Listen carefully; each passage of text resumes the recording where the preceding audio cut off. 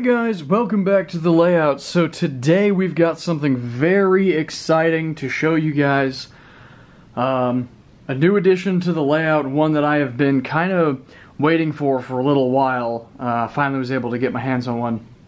This is Broadway Limited Imports Paragon 4 ATSF 4000 class, number 4100. Now, before we get started, I wanted to go over a little bit of the history of the locomotive and some of the changes with Paragon 4, because I haven't actually looked into Paragon 4 all that much, so I want to check it out a little bit. The first Mikado-type locomotives on the ATSF came from the Baldwin Locomotive Works in 1902. The Santa Fe took delivery of 308 282 Mikados over the next 25 years. The last group was the 4000 class, built by Baldwin between 1921 and 1926. The class consists of 101 locomotives. Our model is a reproduction of the locomotives numbered 4015 through 4100. And like I said, I've got 4100, so as to not mess with any future big boys that I might have, because they did offer 4018 and 4023, which I have a 4023 big boy, and I might, if there's another big boy I get, it's going to be 4018, since that's the one that's here in Texas. All our models feature a Delta trailing truck, extended cab, Alesco feed water heater, I'm not familiar with that, a Walshart valve gear, and a 15,000 gallon oil tender. We are modeling two primary variations, a standard road service version and a later switching service version.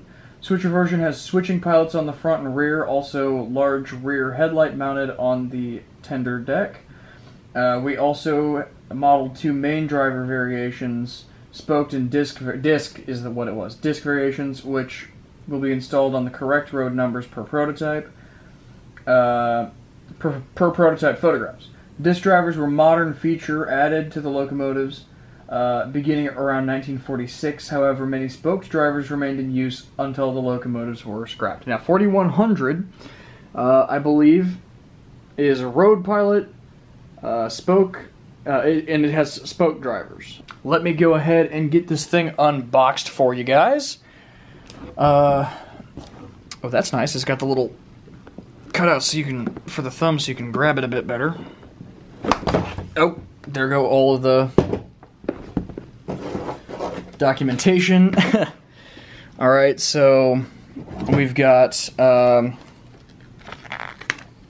limited 1-year warranty, exploded parts diagram. It has been a minute since I've got a Broadway Limited locomotive, so this is, I don't quite remember everything here. Looks like a default function key list, which I'm kind of glad they started adding this, because it was kind of annoying to flip through the manual in order to find this. So now this is going to make this review considerably easier. And they've also got the manual, of course, which looks just like the standard ones that we've seen for Paragon 2, 3, and now this one, which just goes into detail, all different kind of things, functions, CVs, maintenance, all of the different stuff. And now let's go ahead and take a look at the engine itself. Oh, we got a funnel for the smoke. This is a smoke-equipped unit. Extremely excited about that. Let's get it out of the box.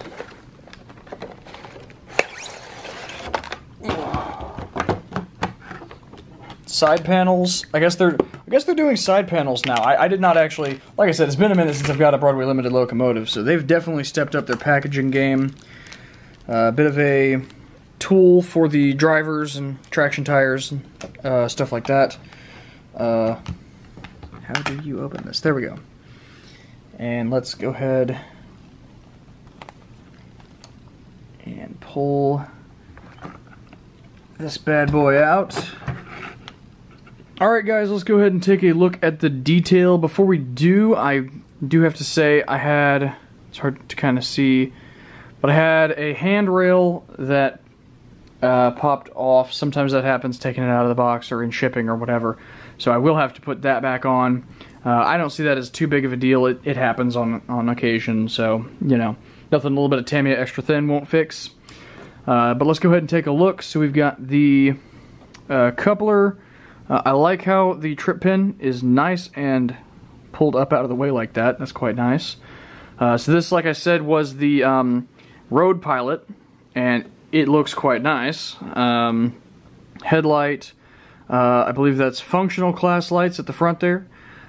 Smokestack, bell, which does move.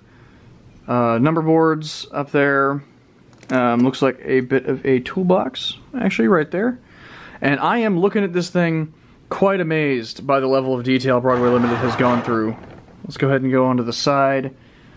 This, like, look at all this. This is all separately applied. All these pipes and valves and everything, all separately applied.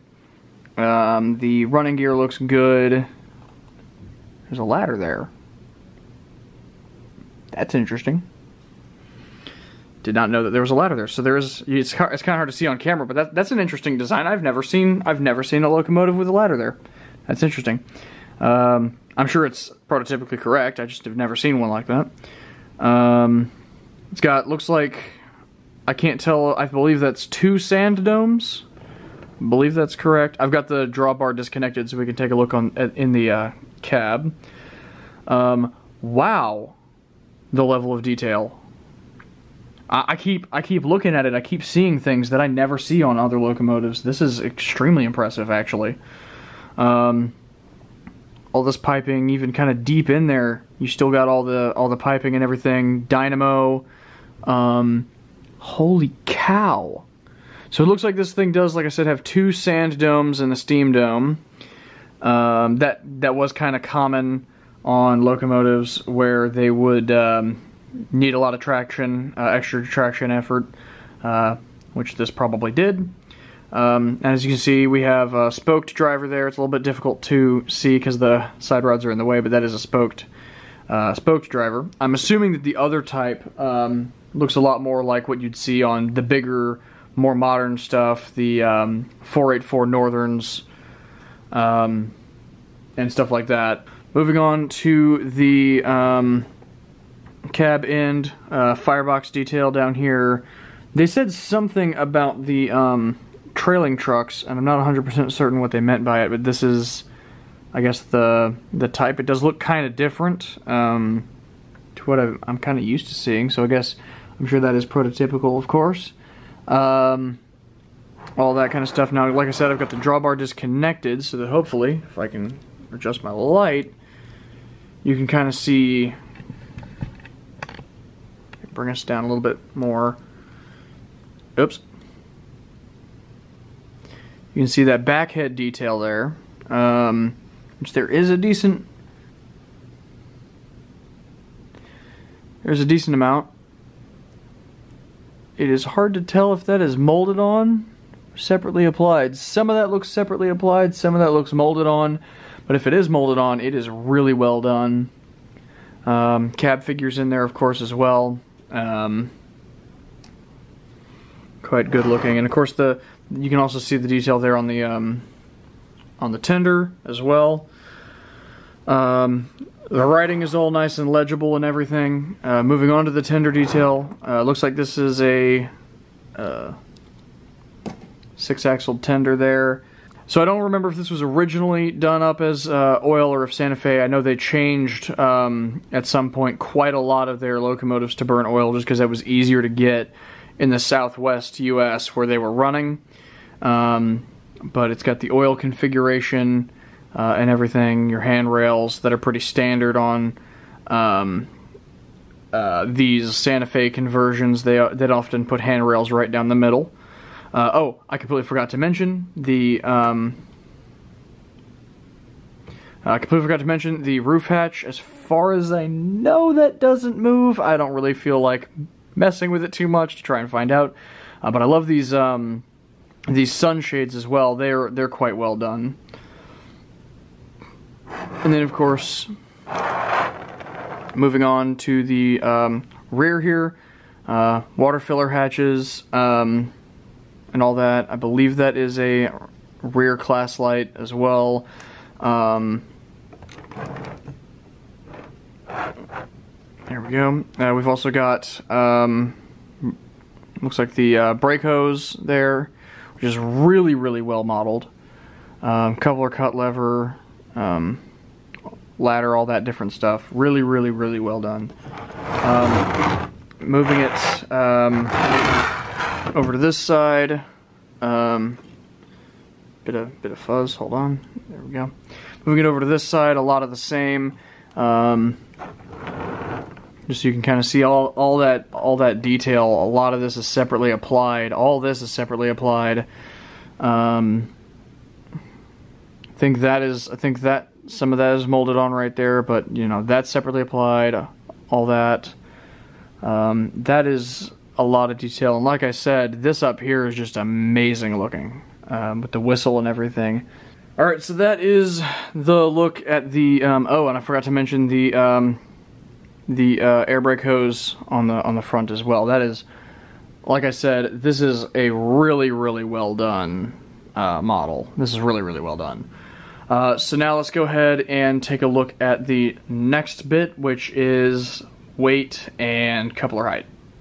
Alright guys, for some weird reason my camera battery is always about to die, so we'll do this pretty quick and then I will get to charging. The other battery's already charging and everything, but we'll get to this pretty quick and then we'll get going with the rest of it. So let's go ahead and check coupler height.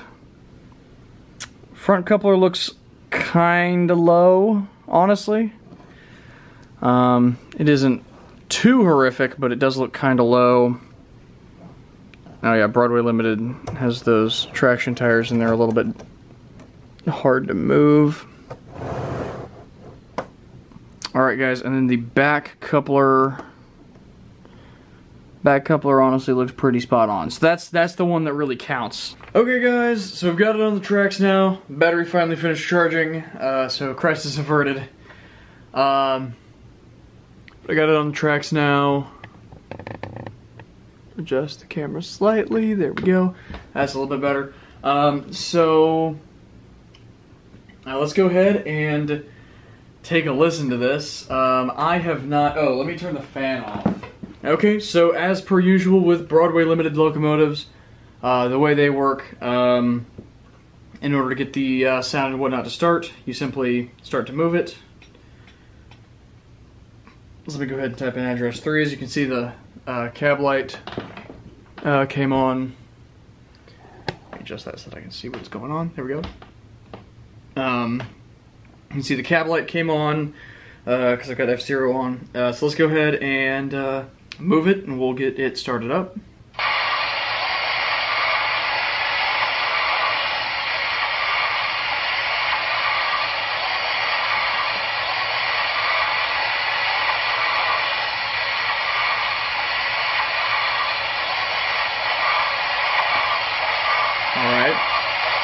And it does have smoke. You can start to see it a little bit coming out there. So that's good. Let's see. So it's a little loud. I hope you guys can still hear me. I hope I'm not yelling too much. Oh, there goes the smoke. But yeah, like I said, I hope I'm not yelling too much. Let's see.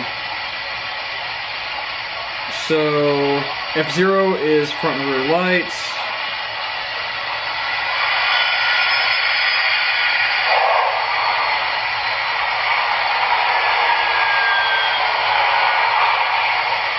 And of course, the dynamo goes on and off as you do that.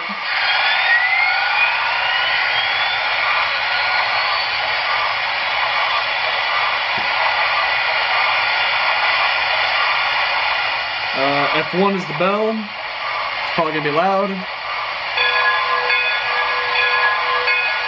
Wow, that sounds really good. I really like that bell. It's really pretty bell. Really pretty bell.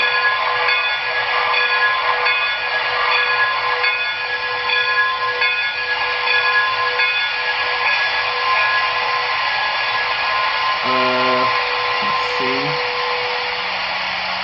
F2 is the whistle, of course.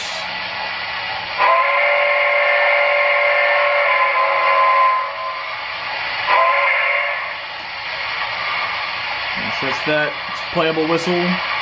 Sounds really good. Let's see. F3's coupler sounds.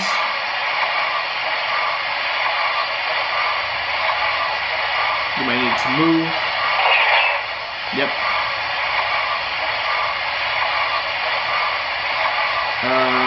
F4 is the air pump.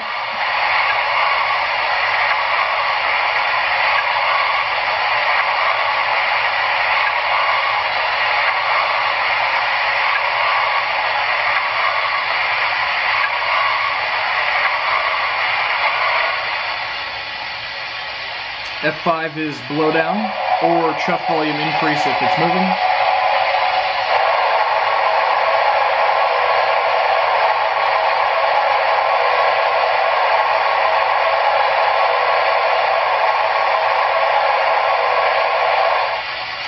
F6 is water fill, or chuff decrease if it's moving.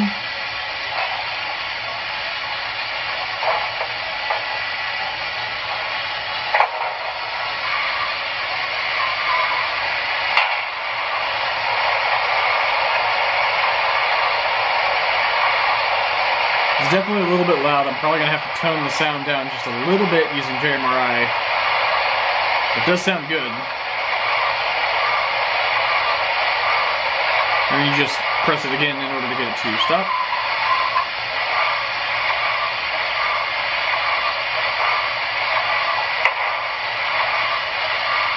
F7 is smoke on and off.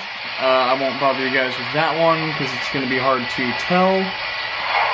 I'm going to remap that later because I don't really need to turn it off. F8 is mute.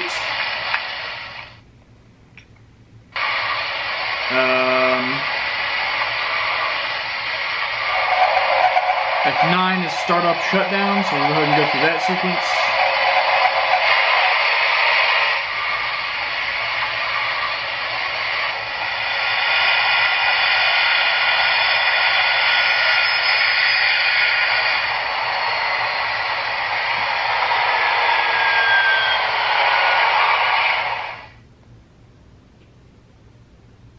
Alright, that was shutdown. Let's do startup.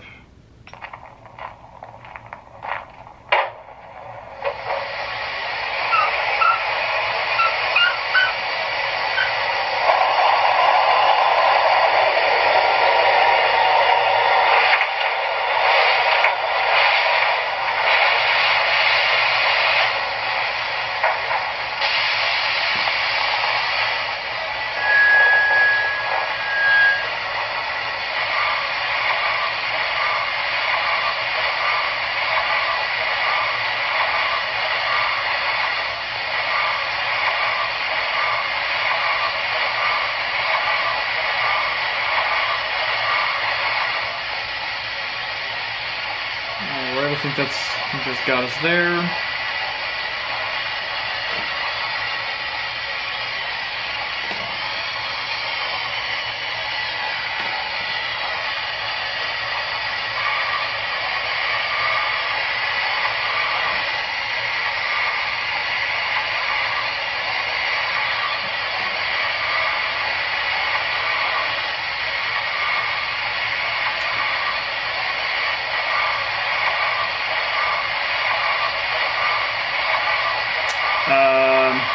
F10 is the oil injector.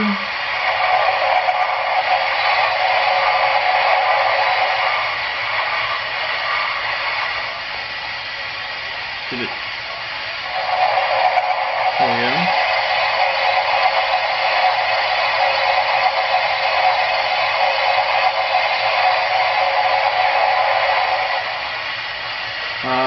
F11 is water injector.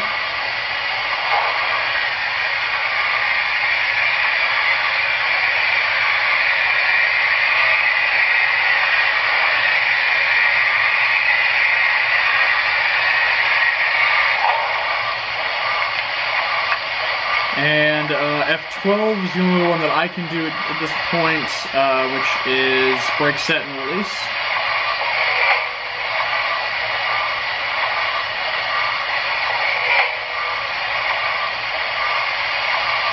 But I'll go ahead and go through some of the other ones that it includes. Let's see. F13 is grade crossing whistle. F14 is passenger sounds. 15 is yard radio chatter. 16 is maintenance facility sounds. 17 is crew radio. 18 is crew chatter city. 19 is crew chatter farm. 20 is industrial sounds.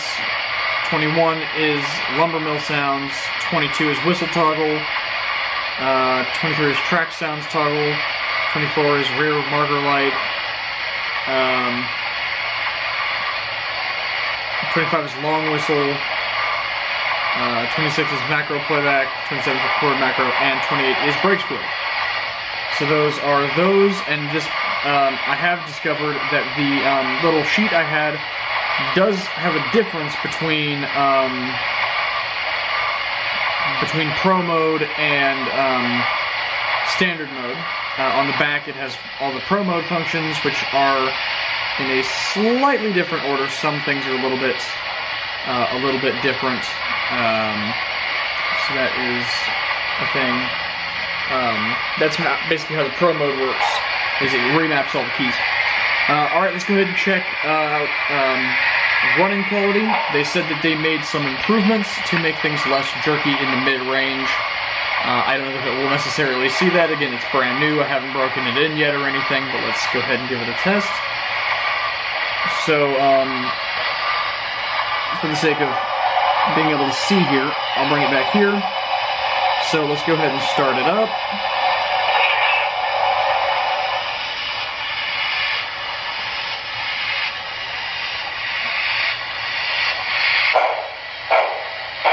Not really going to bother calling out the speed stuff. It's going a little fast for only being at speed step 3 here. Maybe just a little bit, but it's not too bad.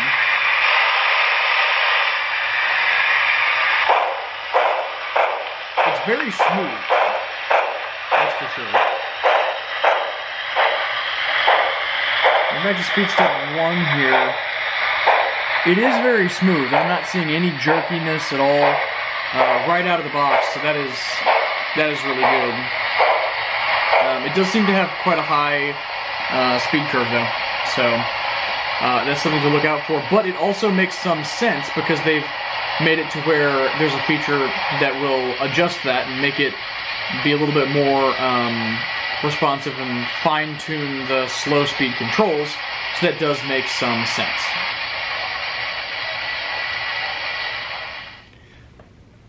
Alright, I'm going to go ahead and mute it for now, and I think that that is pretty much going to be how we're going to do this at this point. I'm definitely going to be doing a run-by for you guys, so be sure to stay tuned until the end of the video for that. For the proper run-by, I may or may not have shot a few that you may have been seeing as B-roll before, because I'm experimenting with the way that I'm doing these reviews just a little bit. So like I said in previous reviews, bear with me as I experiment and try things and see what is what's going to work the best and what looks the best and is the most entertaining and everything. But I think that's pretty much all I've got to say about it. Like I said, I think this very well might be the most detailed model I own, which is saying quite a lot. But anyway, hope you guys have enjoyed and everything. I'm actually extremely excited about this. I